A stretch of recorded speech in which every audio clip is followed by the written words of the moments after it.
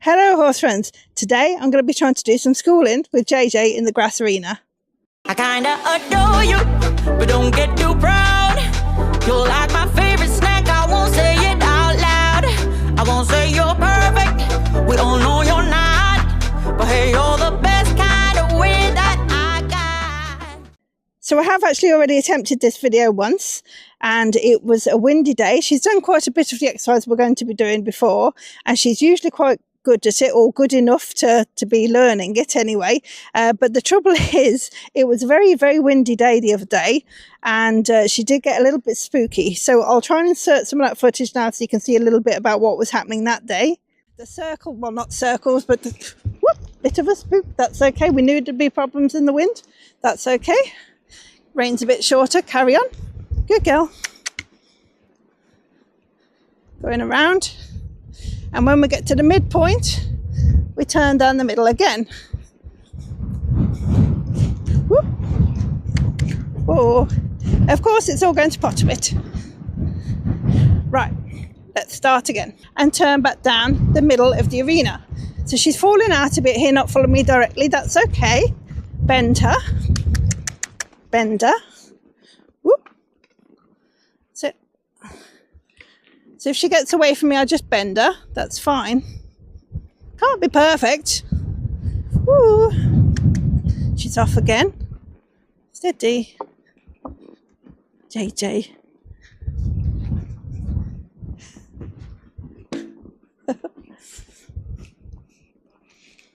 Our session is not working.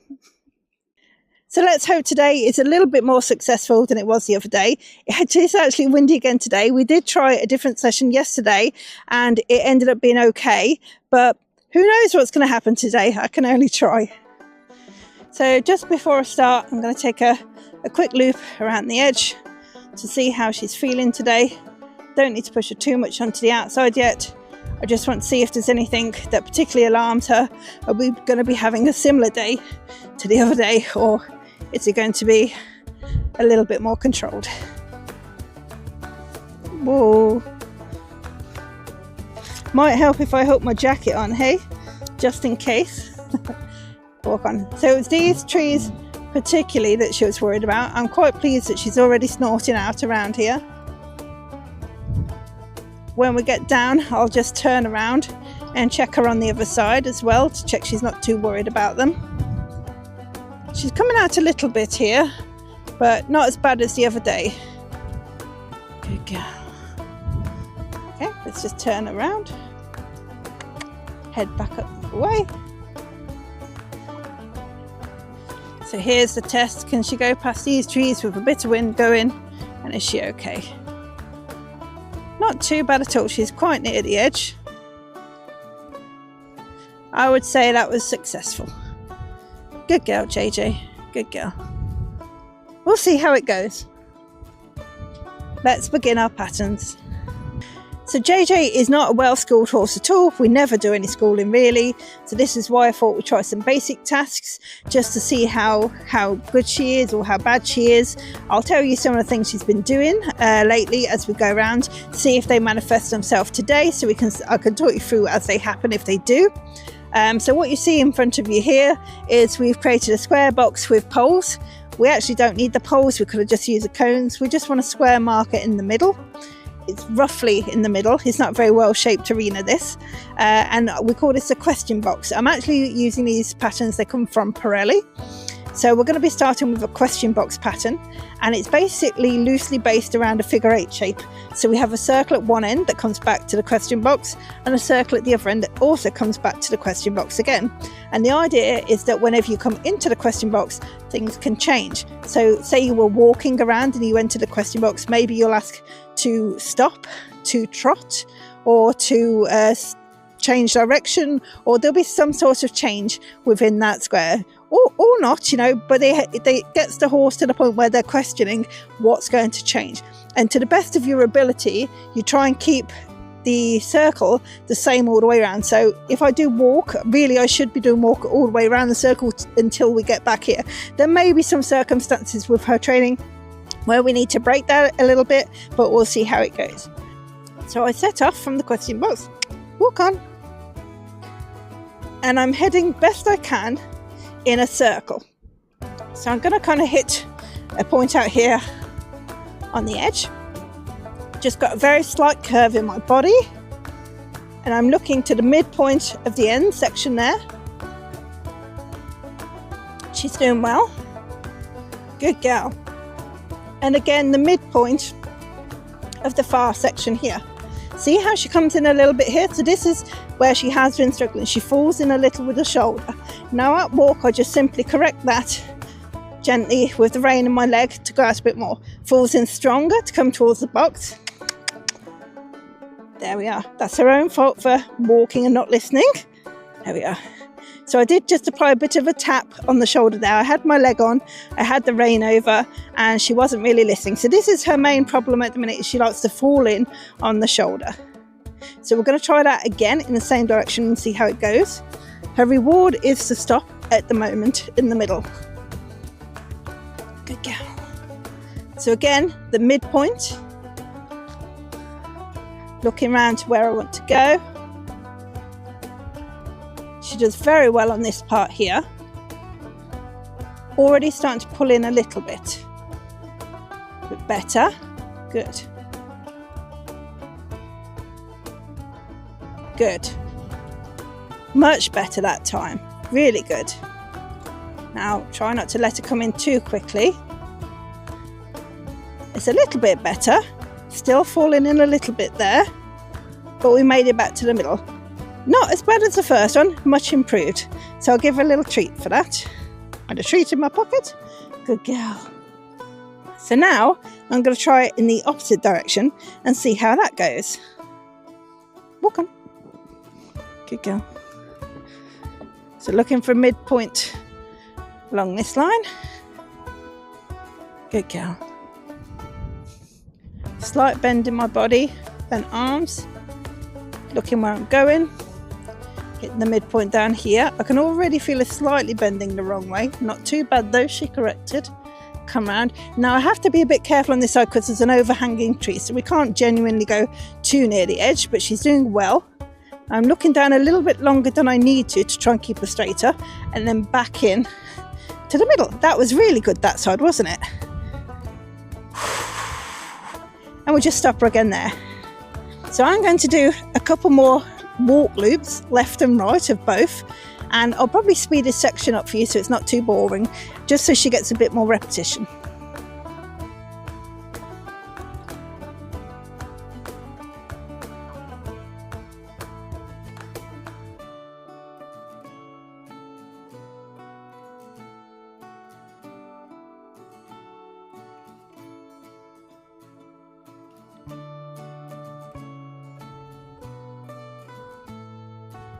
There we are. They weren't too bad. Still falling in a little bit back there. But what I was trying to do to correct that is, instead of having a true circle, I was trying to head a little bit straight down before I turn off, just to kind of get out of her mind that we're cutting off too much across. And that seems to work a little bit. Right, it's probably a little bit soon, but we're going to give it a go. Let's try a trot. Now, what I've been finding when she trots around here is that we get a more magnified kind of falling in with the shoulder, so it becomes more evident that it's there. So it usually happens quite early on, it may not, and the way I've been choosing to tackle that, because I was like, why is she falling in with the shoulder? And it feels a little bit like she feels a little bit anxious in the trot, and that she's coming back here because this is her rest place and her safe place. So this is why she's wanting to fall back in. So the way I've decided to tackle it is to try and make her feel safer. If the trot's making her anxious, I come back to the walk. If she comes in too far, sometimes I circle and walk her back out again to the outside, and then continue on our circle in walk. So, and trot again if she feels comfortable. But that's my plan. So the aim is a full circle and trot in each direction. We probably won't end up with that. We've had a couple of full circles, but we'll see how it goes. Bear with us. So my reins, nice.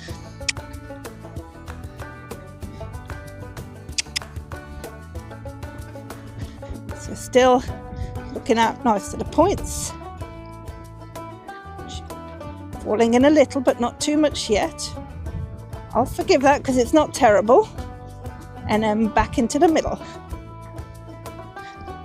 Wow, well, that wasn't too bad. Good girl. She didn't fall in so much that I felt I needed to correct her. We actually just ended up being a little bit on a slightly inner circle rather than heading directly back to the box, which she has done previously. So often we would literally come diagonally back to the box. So I'm pleased with that, really. Let's try the other side and see how that goes. Okay, you ready, JJ? Finish your treat. Walk on. And try.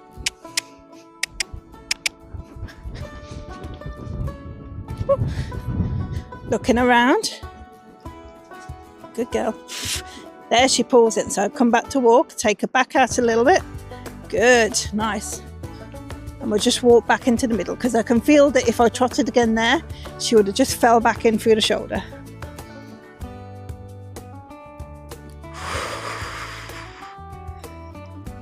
So just through repetitions like that, I'm managing to build up how far she can trot around and that she feels more confident with me and more willing to listen. So in a second, we'll try that in the same direction again.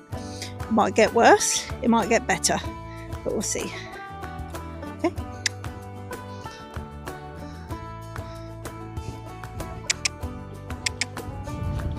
Good girl. Nice. Coming around, nice. Good girl. Much better. Wider to start with. Lovely. Not minding too much that she comes in. We do have the tree there. That was very much improved. Good girl, JJ. Good girl. Well, I'm really pleased with that for today. We're going to move on to a different pattern now. Good girl, JJ. So, for the next pattern, I'm going to need to turn her a little bit, one way or the other. She's just having a sniff of the grass. Snack time, she says. Have I finished? Did you drop your treat? Good girl. Right, so put my weight back and then ask her front end over. Back again. That's it. There we are. Now we're facing a different direction. So we're going to do a different pattern now, and currently I am only doing this pattern in walk. So I'll tell you about it as we go around. So these kind of two poles here are very slightly more raised than the others, so she has to make a little bit more effort to go over them. Okay, walk on. So I head out from the question box down the centre line. You actually do not need a question box for this exercise at all, but it does give us a nice place to start and stop. I head right out to the end, and when I get to the end, I'm going to turn left.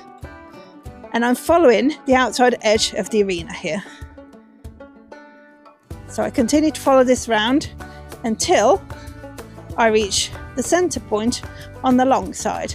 And what I'm going to do then is turn in towards the middle and go straight across. Good girl. Good girl. Straight over the poles. We're not stopping this time. Keep going. Good girl. Good girl. Or we shouldn't be stopping. So she needs to learn to listen to it. It's not always stop there. And when we hit the far side, we're turning left again. Follow it round.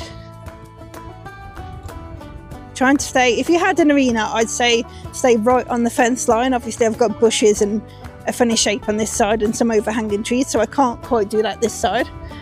Follow it round, and again when I get to the middle point of the short side, I turn back to the middle of the arena. Good girl. Good girl. Walk on.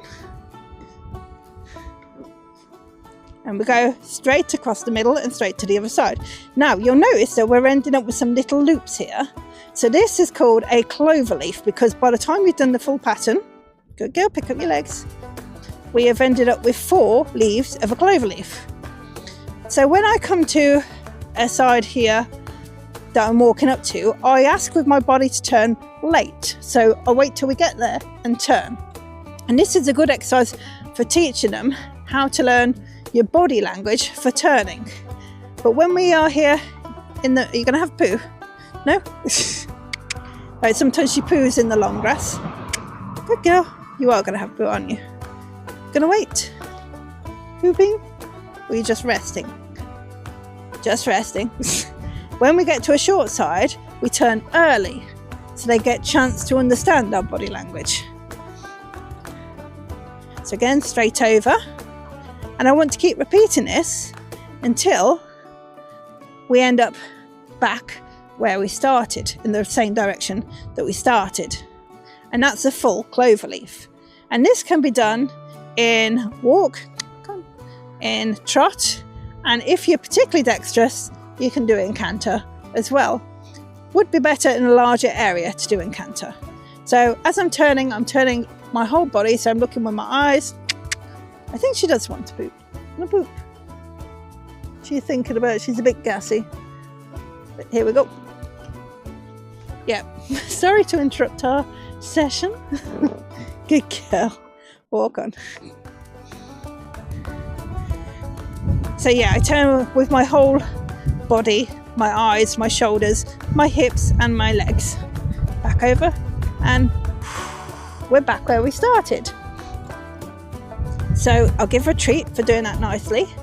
And this is mostly about learning to listen to how your body says to change direction, rather than using your reins too much. They're there to back you up, but it's mostly trying to learn to turn with your body and get them to listen to that first. So that's why I said when we go up to the fence, we can afford to do that late, because the fence is going to help us turn. So as long as you're basically angling in the right direction, they've only got two choices if they're still walking, unless they're a very good jumper from walk.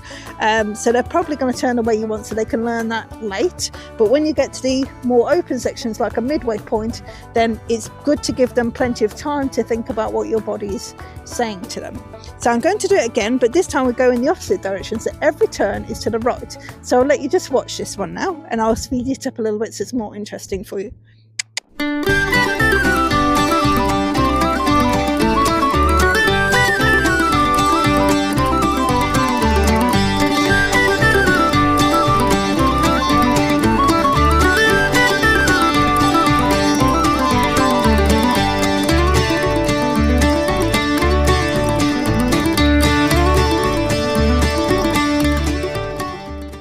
We are back in the middle. We're not incredibly accurate or anything like that, but like I said, it's a good tool for her to learn all the moves that I want to teach her for how to listen to my body for turning. And of course, eventually that should be able to translate to me having looser reins and no reins and all that kind of fun stuff eventually. So just before I finish our ridden session for today, there's one more thing that is going to help improve with all these manoeuvres, which is to listen to my leg more for lateral work. So she doesn't quite understand my leg for lateral work as we move forward at the moment, but that doesn't mean that I can't still practice it when ridden. So we're going to do a side pass just here and literally just sideways. And slowly she should be able to become more accustomed to my leg pressure as we're moving along. At the moment, she takes leg pressure very much as to move forward rather than move away from it. But little things like this will help her improve and us communicate better in the future. So I'm just going to open up my left-hand side, put my right leg on and ask her to go across if she will. Good girl. Try and prevent her moving forward too much. Good girl. And again. Good girl. She wanted to go forward a little bit then, but we basically got a sideways manoeuvre. Let me take her back a little bit so she's got a bit more room to work. Come back. Good girl.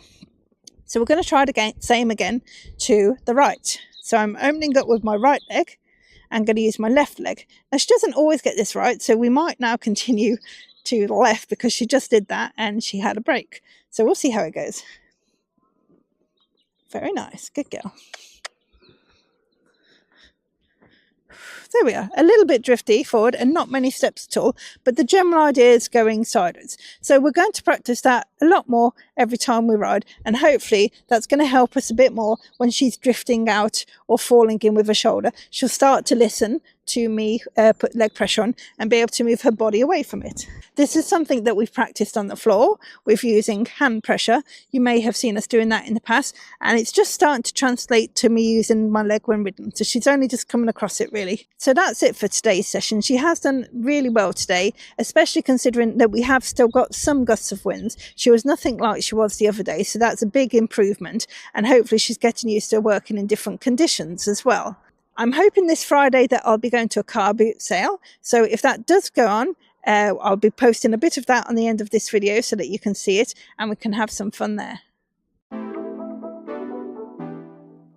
Well, I'm in a vehicle. I'm actually in my grooming van. There's only a few things that could mean. And today, as you know, it means we're at the car boot. So let's go in and have a look if there's any bargains today. It's not quite as many cars as before, but there's still some to arrive probably. I spotted what looked like a really interesting padded saddle on this stand. I was going to say it looks nice and big, yeah. I can figure. So it is about 7 inches roughly. Yeah. So I got a fjord. She is super wide. Is she? Yes, yeah.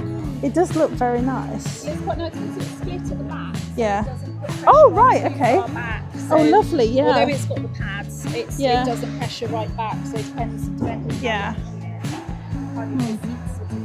It was quite a large lady that had that. Yeah. That she had it made to make her comfy as well. Yeah.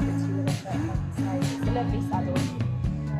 Although it wasn't as busy this day with either stands or visitors, as you can hear it's not quite as loud in the background, there was still a really good variety, and a lot of people who had things for sale had quite a lot of things on each stand, so there wasn't many stands that just had a few things, which happened last time.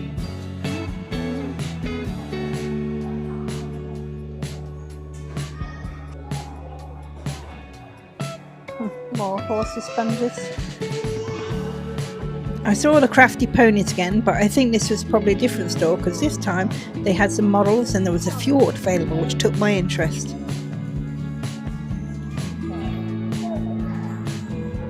Could I have a fjord, please?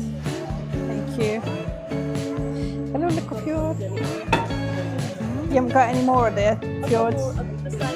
Same one, but yeah, they've got a couple of different ones. £8, they said, yeah.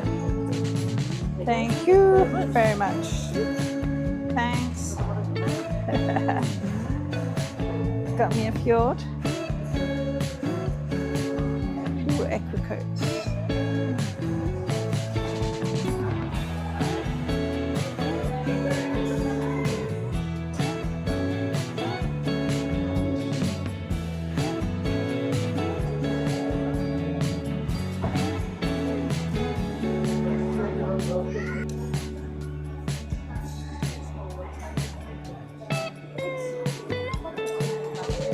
I always get pulled in by high-vis stuff, but when I took a closer look, this stuff wasn't for me. And they had some roller pads which were quite interesting. And then these got my attention. Some holographic boots. I thought they looked very fancy on JJ, but when I looked closer, it turned out that they were extra full size, so far too big. I spotted the Hack and Hound equipment again, had a quick nose as I was hoping there might be a lead that wasn't included last time. Always hoping. On this stand I spotted some composite stirrups, picked them up, they were quite light. I do have some composite stirrups at home, but they're a bit tacky, so I took them into consideration. Then I noticed some free jump stirrups, which I have looked into a little bit on the internet. They took my interest quite a lot. I know they're quite expensive online, and I know they'd probably be expensive here, even at a cut down price, but I was absolutely hoping it might be a bargain. Had some other makes that I'd not heard of before that all look very interesting as well. Most of these stirrups had some sort of safety feature on them. This blue pair were quite interesting again, but they were actually quite heavy for what they are compared to the other ones. I did actually make an inquiry about the price of the free jumps with the gentleman in the end when I found him, but unfortunately they were £80, so it's far more than I had with me that day.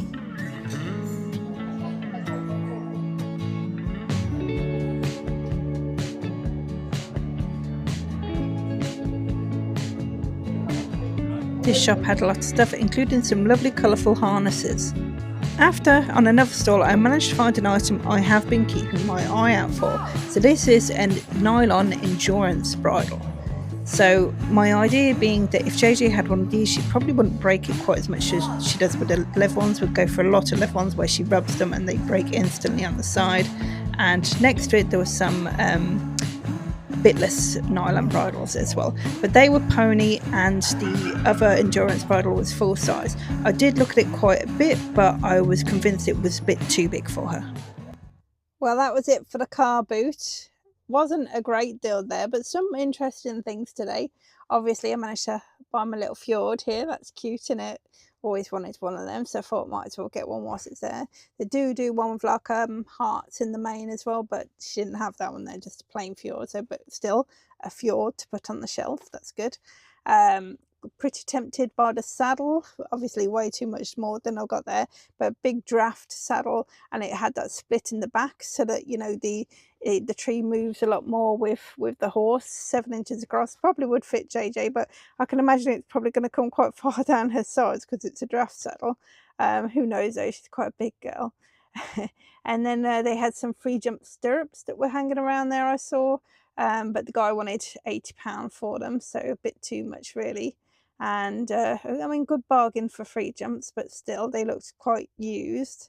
And I was really tempted by that endurance bridle as well, but it was full size instead of cob, and I kept looking and you can't really put much adjustment in the nylon that you could in the leather, and I just don't think it'd fit, and it was on the upper end of what I'd want to pay for it. So I thought it's not worth the risk. If I'm going to get one, I better measure up properly and see how it goes. I'll be off home now and go see JJ and Comanche. Just as one final last little bonus feature, me and JJ had a session where I decided I would try and canter her. She did really well. It wasn't terribly impressive, but it's the first time we've cantered in probably about 3 years, and she's only cantered about twice with me before. So I was really pleased with that, really happy with how she did, and she was a really good girl. Can't ask for more. So thanks for joining me. I'll see you again next time. Please, if you've been watching our videos and you haven't already, please do subscribe. It really does help us out. And we'll see you again next time. Bye.